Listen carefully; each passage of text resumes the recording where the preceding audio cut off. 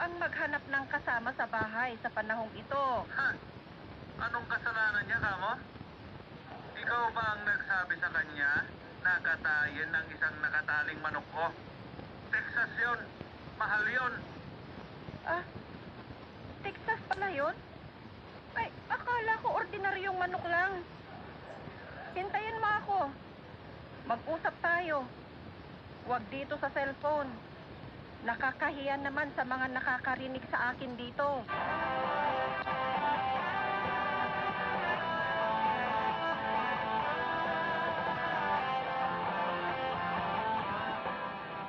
Ang sama-sama talaga ng ugali mo. Ay, nako. Parang napakalaking kasalanan ang nagawa ko. Hindi ko alam na Texas yun. Huwag mo nga akong pinaglololo ko. Sinadya mo yon. Kasi ayaw mo akong magsabong. Kaya inuunti-unti mong katayin ang aking mga manok. Mahal pa naman ang kinakain nila. Diyan ako nagagalit sa'yo eh. Mabuti pa yung mga manok mo. May bitamina. Samantalang ako, hindi mo ako maibilhan. Hindi mo na kailangan ng bitamina. Kasi... Ituloy mo ang gusto mong sabihin. Kung hindi, sasampalin kita. Bakit ka ba galit? Sino ba ang babae sa ating dalawa dito? Sino pa nga ba? Di ikaw. Alangan naman ako. Hindi naman ako bakla.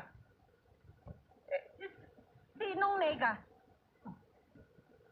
Anong klaseng tanong yan? Ha? Alam mo kung paano ako magalit, Patro. Hindi ka natatakot sa akin, ha? Gusto mong palayasin kita dito, ha? Gusto mo ba?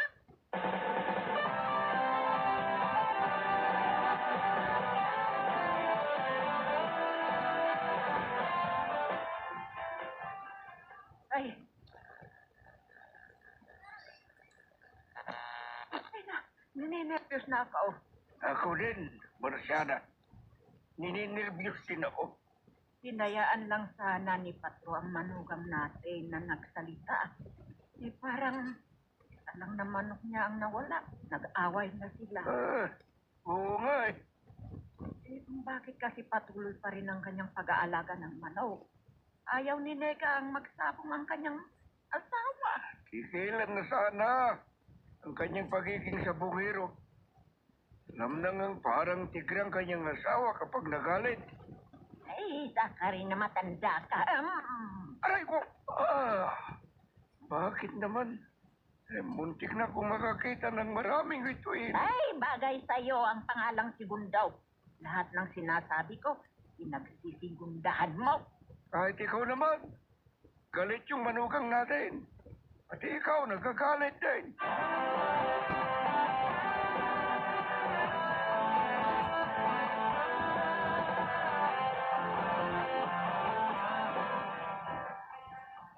Kanina pa nakahanda ang lamesa. Kumain na tayo. Malamig na ang sabaw ng tinola. Tinola. Galit lang ako, Daddy. Ako din, galit. Mag-ama nga talaga tayo. Biruin nyo, ha? Kay daming mabibiling manok sa palengke. Makakapili ka ng gusto mo. Bakit pang alaga kong manok ang kinatay niya? Bakit ang nagatalipang manok mo ang pinakialaman niya? Nakakainis, hindi ba? Pero mas lalo akong magagalit kung masasayang ang tinulang nasa hapag-kainan. Kaya kumain na tayo habang mainit pang sabaw.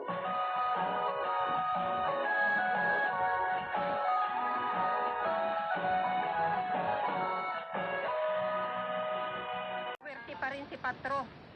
Dahil hindi itong sandal niya ang inihampas ko sa kanyang muka. Tignan ko lang kung hindi siya nahilo.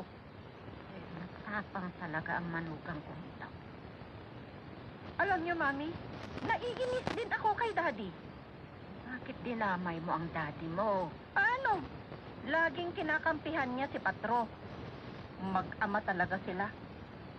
Parang hindi mo kilala ang tiyanan mo. Kaya lang naman ang kakampi niya. Alam mo, Naiinis din ako minsan. Magpaawat naman. Ninetyos nga ako kapag nag-aaway na kayong dalawa ng anak ko eh.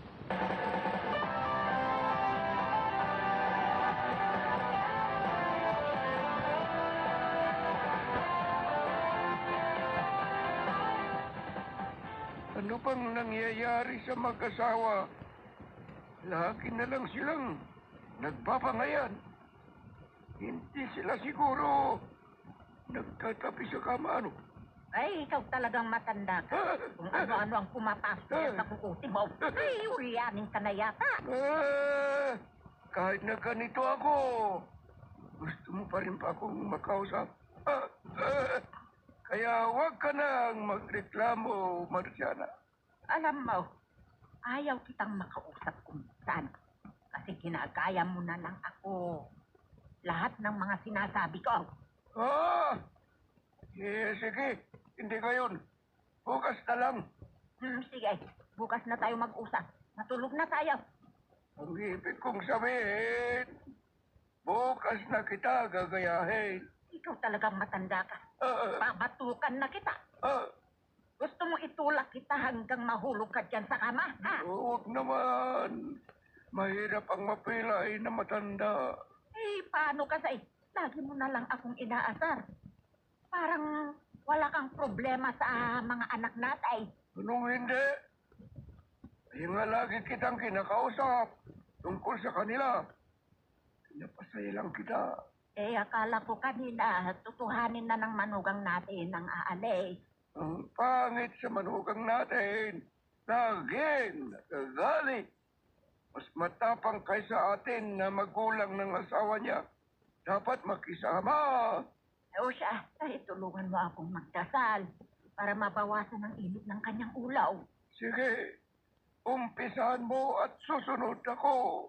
Huwag kang magbiro ng ganyan. Bakit na naman? Mabuti na lang, malambot yung unan na iniampas mo sa akin.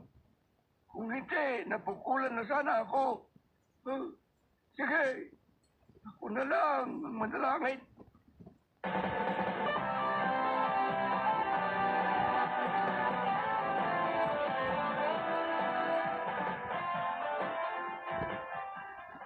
Ay, nako.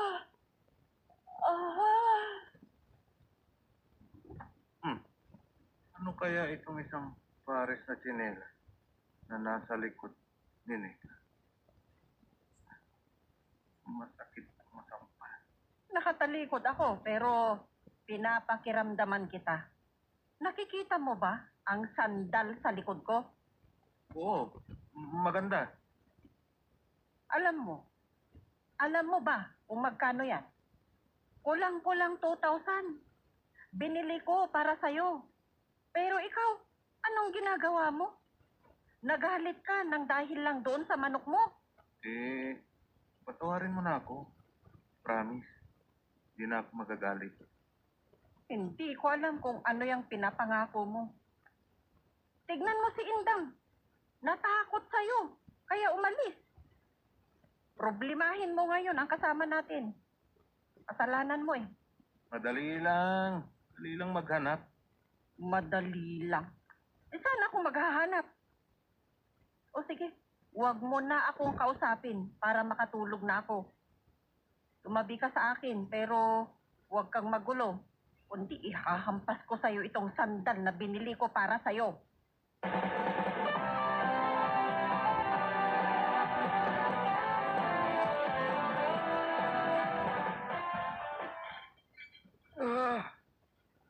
Kanina mo pa hinawakan ng paa mo.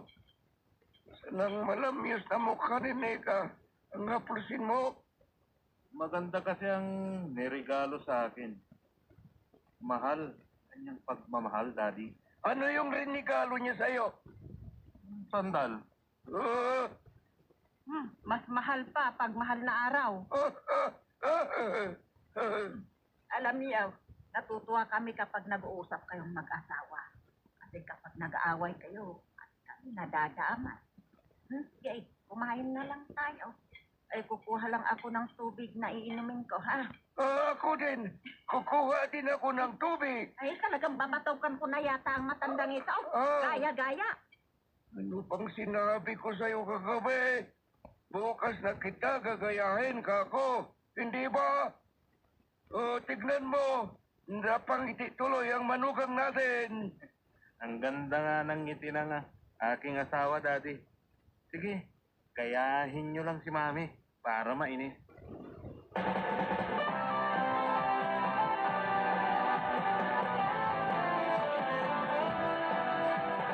Salamat kung ganon, madam. May mapapasukan na naman uli ako. Ano po? Kailan ako pwedeng lumuwas? Nagmamadali sila. O sige po. Kung ganon, kahit bukas na, bibiyahe na po ako. Opo, madam. Salamat. Bye-bye. Ay, may trabaho na naman ako.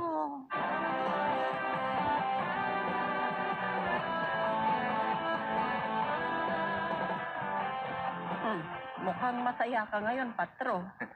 Parang may nagpapasaya sa'yo, ah. Solve na ang aking problema. May kapalit na sindang. Kaya huwag ka nang magalit, nega. Magpasalamat ka dahil hindi ako nagtatanim ng galit. Kung nailabas ko na, wala na. Pass is pass. Huwag ka na sanang magagalit, ha, darling? Gusto mong hindi na ako magalit? Ibenta mo lahat ang mga manok mo at huwag ka nang magsabong. Ha? Ano? Patay. Paano kaya ito? Marami yung manok ko. Marami na din akong nagastos sa pagkain nila. At malapit na ang derby. Ano ang gagawin ko?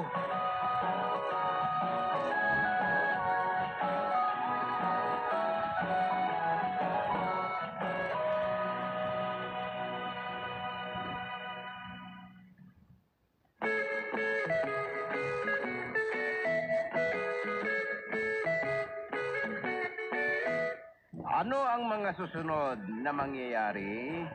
Mga kaibigan, pakinggan bukas ang karugtong ng isang linggong kasaysayan na ating pinamagatang Sabungero na Amo. Dito sa ating dula, Super Pipita.